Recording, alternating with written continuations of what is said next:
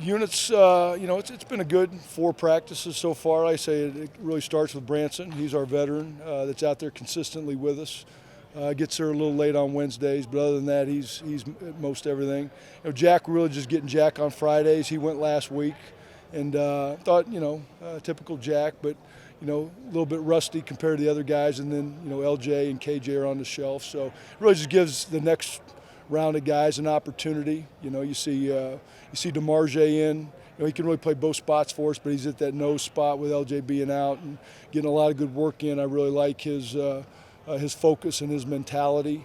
At Leo right now, we got Scotty Humpich that is doing good, but Corday is really starting at the first spot there at Leo. And Corday gives us versatility. I think he can play either or. He's probably more of a natural end, but with his motor and his length, it's just nice to have him out on the field right now. Joe Anderson's been, going with the first group a lot with Jack being out. Really like, what he's been able to bring with the mix. And then, Greg Hudgens is a guy. We got a lot of bodies, right? Even with the vets being out. And then we've got really a young group. When you look at Joe Strickland there, you got J.P. Dieter, you got Mo in there at nose. And then you got Yanni at Leo, with our young group. So a lot of names, a lot of bodies, even with some vets being out. I've really liked the workman-like focus of the group. Branson's doing a good job leadership-wise with George moving on. And we're getting other guys. Pac's another guy, right? Like Paca is a guy that he's a bigger end that I think can play out there at end, but I think he's a guy at 280, 82 pounds could slide inside and really maybe dual train at end and 3 technique for us. So I like our group. Certainly you miss having 5 out there. Great player, but that's college football for you, right? The great ones move along, and you got to get your next, group of guys in to grow and mature, and then the guys that have been with you for a while have to take those next couple steps, and so that's what we're kind of looking at right now. But pleased so far after 4 practices. What about Yanni's skill set would allow him to thrive at the Leo spot? Well, evidently in his past he was a grappler, and so he's looked very comfortable to me. Now, yeah, he's got to gain some weight. He's 225, 30 pounds right now, and you can't survive in the Big Ten at that weight. He knows it. But he hadn't backed down at all, and he's been really, really good so far with his hands. He's raw. I mean, he's never played the position before, right? But I am pleasantly surprised at how he's settled in. Again, he's not a veteran by any stretch of the imagination. He's got to grow and put weight on and do those things, but he's a tough get after guy, and like I said, I just think I see a comfort level with him right now with action being right in his face. And, after 4 practices, I think he's done a good job. But again, he's got to still put weight on and keep growing in that regard. But I like what he's done so far.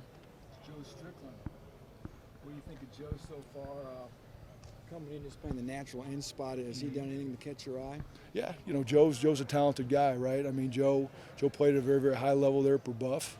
And now I think all those guys that are coming in mid-year, right? Like this is not just a notch above. This is a number of notches above of where you've been, right? I don't care who you are, whether you're JP or Mo or even Scotty, right? Scotty's been at a D1 level for a while and played against good players, but it's just different from top to bottom when you talk about the Big Ten. So Joe certainly has flashed so far. He's got a good skill set, and he's shown up at times rushing the quarterback. I just think after 4 practices, we can't anoint any of these young guys yet as, hey, you're the next this or that, right? I think they all got to come in, and the most important thing is they've all worked hard, and they've all bought into what we're doing. This is a different place than they're all used to. They got a 52-year-old bald-headed guy screaming at them every day for 2.5 hours, and I just want them playing hard. Like, nobody's got the market cornered on effort, and that's where I think that they all are like, man, this is nonstop, while we're out here. But they've handled it well. They know what the expectations are, and they know, when you don't meet that expectation during practice, there's a penalty to pay. So, but I like all those young guys. I think they all bring something a little bit different, and they're all working pretty hard. When you get everybody healthy, you get everybody back. And you're a guy that last year tried to use as much depth as you could. Sure. How do you feel about just the depth that you potentially could have with your group and being able just to continue to rotate guys? I think we'll have more. I think we'll have more depth. Yeah, I do. I think we'll have more depth. I might be wrong, but obviously you look at LJ and KJ are in practice right now. I mean, those guys have proven that they can play at a high level. And so you're starting to see that next group of guys. Like really this spring is Joe Anderson and Greg Hudgens and even DJ Washington that's been around, right? Like what kind of steps are those guys going to make? Pac, you know, is a guy that's been around here and you know, people forget about it because he was hurt, right? He got the knee last spring and they got the Liz Frank in the fall, like, you know, but just seeing 50 back out there, like we, you know, we may not be as, you know, as talented, some people say, because obviously you lose 5, right? I mean, he's an ultra talented guy. But then the other pieces around him or around that are coming back all get better. You know, Branson played at a high level last year. Like I want to see him take a step, and I love what he's doing so far this spring. So I think we can be deeper than we were last year. And here's the thing. Like if you go out and you play as hard as you can for 4 or 5 snaps, you're going to be gassed. You're going to be tired if you really do it. And you do it on the line in the Big Ten. If you play as hard as we expect you to play, then you got to have that next round of guy ready to come in. And then I just think in the Big Ten, you know, it's a lineman's league. Guys are going to get beat up. And so I mentioned to Coach this morning, like I think we got to be 3 deep at every position with guys that we can count on to come in and play. That's 12 guys. And I don't think we had that many last year, but that's my goal is to feel good with the 3 deep. And now maybe your 3s aren't quite as good as your 1s, but you don't see a great drop off. That's my goal. So Mo Monday looks like he was getting after pretty good in the pass rush drills. I mean, he had the reputation, as you know, Mark, of being the guy with the high motor, hard to block. Yep. Has he been all that and then some? Absolutely. I think, you know, people put these restrictions on guys like you're not this, you're not that. You know, the thing that we saw on the video, guy played unbelievably hard. He's a wrestler, right? And not just a wrestler, but a damn good one.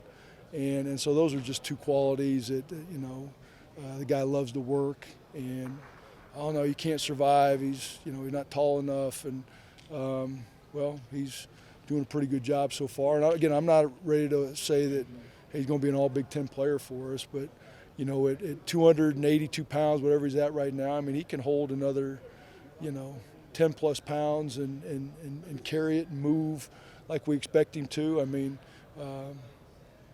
it's been pretty fun to watch. So I just, you know, I've been pleased with just the way the guys have come out and competed. Like the first half of practice today, like the first 2 team periods weren't great for us. You know, inside I wasn't happy with. We put some new things in. We were doing some stemming, and our guys didn't get our cleats in the ground. And, you know, they popped a couple runs on us, and then we went into blitz, and they caught us, you know, with some things. And so it wasn't a great start to practice, and I give our guys credit. I was on them hard, and we rolled our sleeves up. And that's just like a game, right? Like good things and bad things happen, and you can't hang your head and just let things continue to avalanche on you. So I thought we regrouped well and came back and finished strong. So that's what I'm looking for, just a blue-collar group that can kind of feed off of the first group, play with a lot of energy, build depth, and just, you know, keep throwing numbers at people. I think that'll be a recipe that we can work with.